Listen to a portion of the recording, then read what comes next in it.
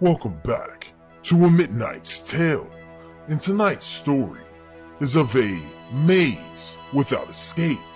A man confronts the shadows of an intricate labyrinth, where uncertainty weaves an inescapable thread into the fabric of his existence.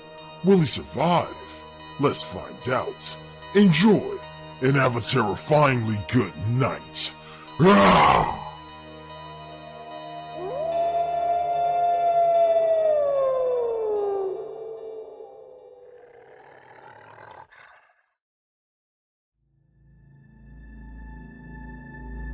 Darkness enveloped me as I stumbled through the halls of this labyrinth.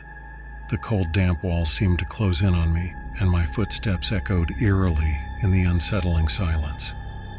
I couldn't remember how I ended up here, trapped in this nightmarish maze with no apparent exit. I felt the weight of unseen eyes watching me, and chilling whispers echoed from the distance. The air grew heavy with a palpable sense of dread, and I couldn't shake the feeling that something terrifying lurked in the shadows, waiting for the opportune moment to reveal itself. As I stumbled through the maze, each step becoming heavier than the last, I encountered bizarre sights, distorted figures that seemed to materialize from the darkness, flickering lights that danced like ghostly apparitions.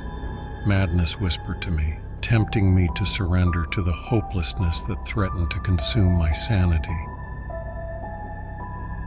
Hours went by that felt like days, and more my sense of reality began to fray. I actually have lost all sense of time. There's no way to determine that here. How long since I've slept? How long since I've eaten anything or drank any water?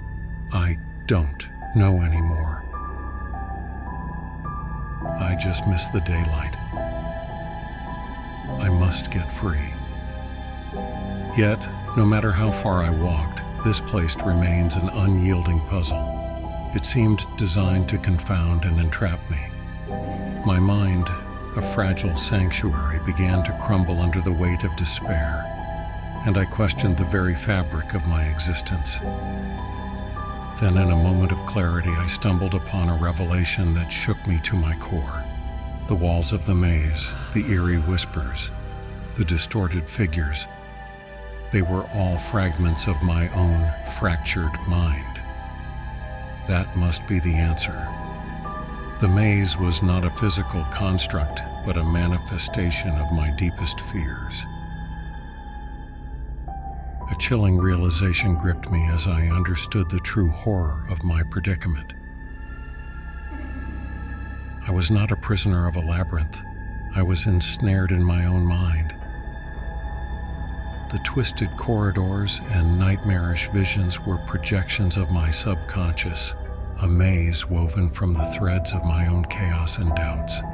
As this revelation consumed me, the walls began to warp and contort, reflecting the mind within.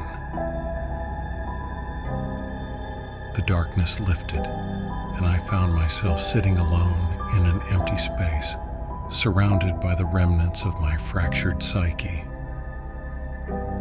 In the cruel twist of fate, I had been both the architect and the prisoner of my own horror.